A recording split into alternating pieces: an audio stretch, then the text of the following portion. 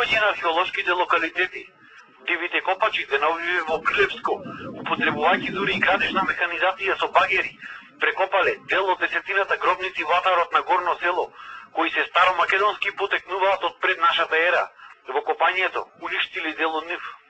Со сегашното нарушување на теренот на оваа локација, направено е само деловно оштетување на една помала гробница.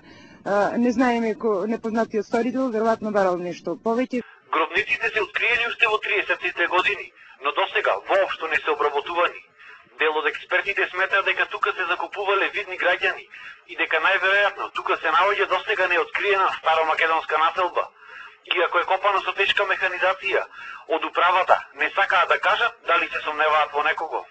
Па вие сте овде сите мештани. И мислам дека најубаво подобро од мене знаете кој има механизација, па тогаш ако не знаете ништо подобро да се информирате подобро. Ние ќе утврдиме секој што има механизација ќе биде проверен и утврден. За жал, како и стотици археолошки локалитети низ цела Македонија, така и овој се само евидентирани и воопшто не се заштитени од страна на државата, ниту со закон, ниту пак е прогласен за споменик на културата.